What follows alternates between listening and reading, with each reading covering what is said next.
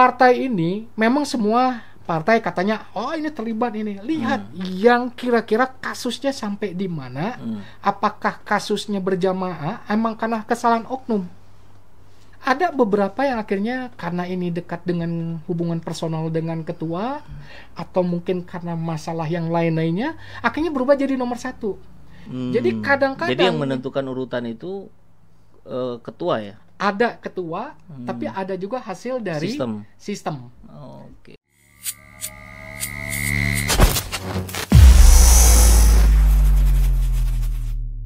Agama itu kalau dari bahasa ini kan agamus, agame, artinya aturan. Agama ini sebuah aturan, sistem, ya kan? Ketika kita menjalaninya, sistem itu sudah ada. Bagaimana kita setelah melihat agama, implementasi di lapangan. Presiden ini kan tertinggi. Mungkin kita pahami bahwa presiden itu adalah kepala negara level tertinggi. Hei, tunggu dulu. Ketika presiden menerapkan sebuah kebijakan, itu harus disetujui nggak? Siapa yang menyetujui? DPR itu siapa? Wakil kita di partai. Wakil kita di rakyat. Wakil rakyat kan? Sekarang begini. Cara memilihnya gimana? Mulai sekarang bagi para pemilih yang tadi kata Kang Saiful bilang ganteng, wajahnya wibawa, pakai peci, wah, agamanya kayaknya kuat. Maka kita balik wajah-wajah itu dulu. Urutan pertama, lihat dulu partainya. Oke. Kenapa sebabnya? Seandainya kita memutuskan nih, umpamanya kalau dalam sebuah rapat, suara terbanyak, maka yang suara sedikit harus mengalah. Nerima dengan legowo. Demokrasi itu. Kalau semua partainya warnanya adalah warna hitam, atau mungkin partai itu warna pelangi, itu kan yang hitam sudah ada kepastian, pelangi kebingungan, indah. Artinya pilih dulu partai yang saat ini kita flashback 5 tahun, 10 tahun ke belakang, partai mana yang konsisten tetap memperjuangkan masyarakat. Jangan sampai 4 tahun lalu karena dana partai kurang, akhirnya dia bergabunglah ke partai itu karena kekurangan dana. Itu salah satu alasan. Katanya enggak, kami paham ideologi begini-begini. Udah jelas salah, tapi kok diturut. Artinya apa? Kalau kita pengen memilih, pilih partai yang konsisten dari dulu memperjuangkan masyarakat. Ketika dikasih kekuasaan dia tetap yang itu juga, ya itu tadi. Partai yang konsisten kok ternyata dia buktinya dulu ada kasus A, korupsi. Kembali kepada oknum. Tapi masih nggak salah satu petinggi waktu di DPR mengatakan, kami itu kalau seumpamanya ini siap tunduk dan patuh. Ada kan? Artinya begini, ketika saya sebagai seorang pemimpin dalam sebuah rapat, saya akan lontarkan, ini loh, namanya presiden atau mungkin kepala pemerintahan lain-lain itu ada namanya rencana, ada rencana jangka panjangnya. Jadi ada RPJM-nya. Ada jangka menengah, ada jangka panjang. Kalau zaman-zaman dulu tuh istilahnya itu ada pelita 1, pelita 2, ada repelita. Itu harus dihidupkan kembali kan. Nah, pertanyaan sekarang begini. Setiap pelita-pelita itu 5 tahun ini pergerakannya sampai di mana? Dan kalau kita melihat lagi, ketika dia bikin rancangan itu bagus nih. Itu ilmiah, logikalnya bagus. Tapi ada rasa yang bermain. Kalau dalam agama itu dauk atau rasa. Artinya rasa. Contohnya begini, kami akan membangun di daerah A dengan kapasitas penduduk 3.000, lapangan pekerjaan 5.000. Masuk akal nggak? Nggak. Tidak masuk akal. Gitu kan? Artinya apa? Ini sekedar jargon. Penduduk 3.000, lapangan pekerjaan 5.000. Berarti 2.000 dari mana? 2.000 berarti didatangkan dari luar. TKA ya. Nah, itu yang terjadi. Yang kedua alasannya, SDM-nya kita nggak ada yang berkembang. Sekarang kita lihat dari dulu sampai sekarang pengembangan SDM kita ada namanya di pemerintah kan ada indeks yang namanya IPM ini kan. Ada mutual, ada itu indeks pembangunan manusia. Sekarang di urutan keberapa? Artinya kalau menganggap kita tidak atau kurang, jangan salahkan masyarakat yang kurang. Pemerintah dalam hal ini mengejar IPM-nya udah sampai mana? Naik atau turun?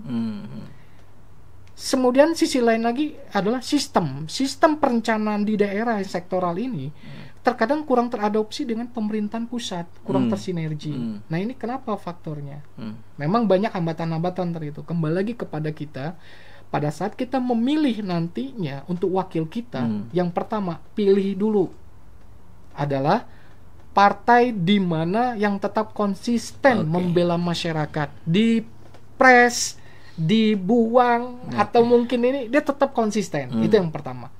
Yang kedua adalah partai ini memang semua partai katanya ini terlibat ini. Lihat yang kira-kira kasusnya sampai di mana, apakah kasusnya berjamaah emang karena kesalahan oknum. Karena mohon maaf, di dalam partai itu dia harus membiayai kehidupan kan. Dari mana kehidupan itu? Ya, mungkin dia punya perusahaan, isinya para pebisnis semua. Dia bisa ini jualan galon air. Pokoknya semua ini rajanya aja Partai Verdi ini terkenal dengan sosok pengusaha galon air karena anggotanya semua dari ketua bisnis air. Tapi kalau sekarang kita lihat bisnisnya banyak di kontraktor atau project based on project, ya kita tidak menyalahkan, yang penting halal. Cuma yang kita lihat adalah kasus per kasusnya mereka sampai di mana.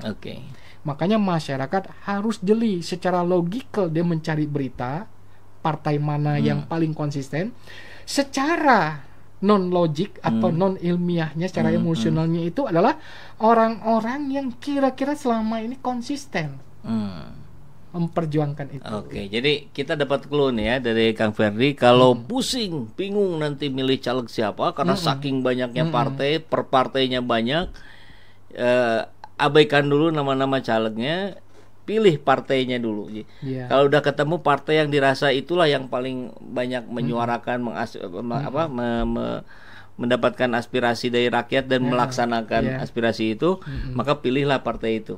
Nah dari partai itu, barulah nanti dilihat gitu ya, nomor urut 1, nomor urut 2 gitu ya. Jadi lebih mudah lah nanti memilihnya. Nah kalau misalkan sudah ketemu nih partainya, kan mulai ada nomor urut nih. Kita pilih yang mana nih? Nah, bingung lagi, Kang. Iya, kenapa itu, Kang? Iya, bingung lagi gitu, milih yang mana gitu. Orangnya kan tadi partainya udah ketemu nih, partai A misalkan.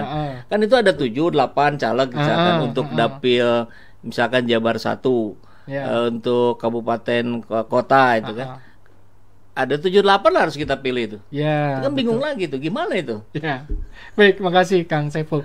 Ini saya bersyukur ya diundang sama Kang Saiful. Saya yang bersyukur Kang Ferdi mau datang ke sini. Sama-sama gitu ya. Jadi emang gini, di sini kita akan lihat calegnya ini yang mana nomor 1 sampai 8. Apakah nomor 1 itu terbaik? Terbaik gitu kan? Atau gimana? Jadi saya pernah melihat di beberapa, saya nggak sebutkan nama partainya karena kebetulan saya juga diminta sama partai untuk salah satunya menangani atau membenahi manajemennya mereka. Gitu. Jadi ketika saya tahu menguasai sistemnya ini, harusnya ini yang terbaik karena dia bagus menurut qualified kita. Kita biasa ada psikotes kan? Psikotesnya ada, baru kemudian saya buatkan sistem. Saya survei dulu. Setelah saya survei, saya lihat ininya sistemnya itu seperti apa. Terkadang yang kita referensikan ini yang terbaik dari hasil survei, wawancara, segala macam. Kok dia jadi urutan ke-9 atau 8 atau 7? Ternyata itu tadi. Ada beberapa yang akhirnya karena ini dekat dengan hubungan personal dengan ketua atau mungkin karena masalah yang lain-lainnya, akhirnya berubah jadi nomor 1. Jadi kadang-kadang, jadi yang menentukan urutan itu ketua ya? Ada ketua, tapi ada juga hasil dari sistem. Nah, kalau hasil dari sistem ya bisa dipertanggungjawabkan. Betul. Ada indikasi ukurannya. Kenapa nomor 1 nih datanya gitu ya. Tapi ada yang berdasarkan kedekatan. Kedekatannya saya nggak berbicara detail terkait apa. Yang pasti adalah harusnya dia menjadi nomor 1, dirombak nomor 3. Jadi waiting list ketika nomor 1 seperti ini, dia berusaha untuk naik. Ketika kita melihat, jadi mana dong yang terbaik? Karena saya nggak kenal 1 sampai 8. Kembali, sekarang kan kita googling, Google. Kalau zaman sekarang ada ChatGPT. bisa ketahuan semua ininya. Zaman sekarang tuh anak-anak muda bilang stalking gitu kan. Jadi kepoin kalau bahasa ini. Jadi intinya setelah satu, pilih partai yang konsisten, kedua adalah pilih calon legislatif, tapi bagaimana cara memilih calon legislatifnya kembali kepada faktor keilmiahnya, cari di Google referensi dia sebanyak-banyaknya, dan ingat referensi ini penting, nanti kita mengkerucutnya seperti apa. Nah, mungkin ada pertanyaan gini, lah kita baru tahu pada saat itu kok, pada saat mau nyoblos. Nah, sekarang kan sudah banyak info siapa aja jadi calon-calon itu kan sudah di daftar KPU udah muncul tuh DCS, nanti daftar calon tetapnya juga muncul. Betul gitu. Jangan sampai pas mau pemilu baru kita buka, itu kan udah terlambat. Nah, kebiasaan kita ini adalah ketika sudah mau deadline-nya baru kita kejar. Padahal atau ujungnya nanya Kang ke orang yang kita percaya. Jadi ini coblos mana nih? Oh ya udah. Karena saya adalah simpatisan, saya ngomong udah itu aja. Padahal belum tentu yang disampaikan itu objektif ya. Itu betul. Closing statement kira-kira Kang dari diskusi yang menarik ini nih, apa yang bisa disampaikan, di-share ke sahabat SJ Channel semua yang berada di mana-mana ya, bukan hanya di Indonesia, untuk menjadi minimal pegangan untuk menyikapi situasi politik kita hari ini. Betul. Mangga Kang.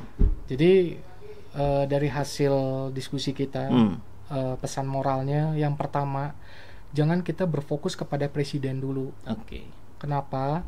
Karena suara rakyat ini adalah merupakan sebuah pertahanan apabila kepala negara dalam hal ini berbeda penafsiran. Maka yang memfilternya adalah suara rakyat. Siapa suara rakyat? Ya, suara rakyat itu adalah wakil kita yang ada di DPR, DPRD, seperti DPD. itu, DPD.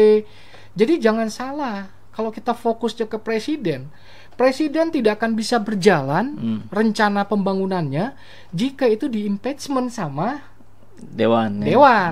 Jadi ya artinya suara rakyat ini menentukan, ya kitalah yang menentukan. Jadi jangan nyalahkan sesuatu hal di luar dari apa yang tidak bisa kita jamah, kita salahkan. Padahal pertahanan kita penting, filter itu ada di kita, yaitu suara rakyat melalui DPRD, DPR, DPD, seperti itu. Itu pesan moral pertama. Jadi jangan fokus ke presiden, tapi fokuskan kepada, karena presiden mah ada relatif gampang lah. Calonnya cuma 3 gitu, bisa cepat dipilih gitu. Ini yang PR-nya yang caleg ya. Itu yang satu. Yang kedua.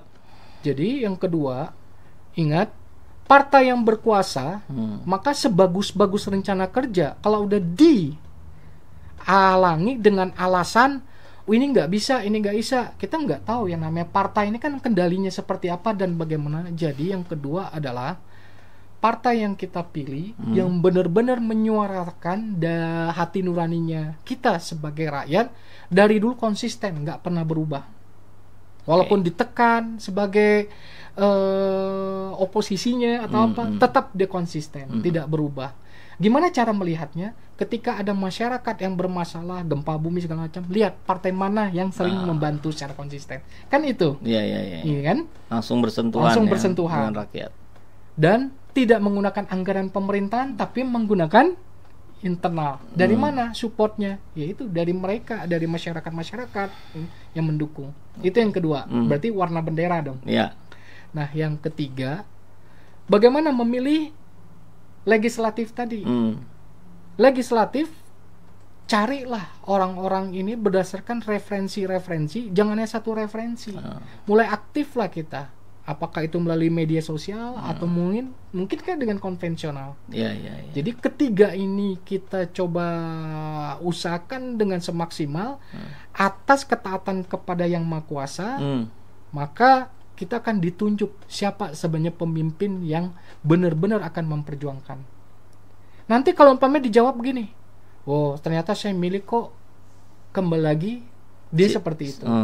Ingat, jangankan kita, orang sudah mendalami agama, gurunya yang menyesatkan itu, ada guru yang menyesatkan kan, ada yang membawa kebaikan menyesatkan. Artinya itu aja kadang-kadang bisa teguh, bisa ini tadi. Kembali bahwa keputusan yang kita ambil adalah pada saat kondisi tersebut yang kita jalani. Jadi jangan disesali. Baik. Gitu. Karena ini kita ini masih berada di kumpulan manusia, Kang ya, bukan kumpulan malaikat gitu. Jadi jauh dari kesempurnaan. Jadi kita punya cara-cara yang sudah disampaikan Kang Ferdi tadi lah. Mudah-mudahan saya yakin ini sangat bermanfaat buat sahabat Ejat Channel semua. Terima kasih Kang, jazakallahu khairan katsira. Dan mudah-mudahan juga bermanfaat buat semuanya ya. Assalamualaikum warahmatullahi wabarakatuh. Waalaikumsalam warahmatullahi wabarakatuh. Alhamdulillah.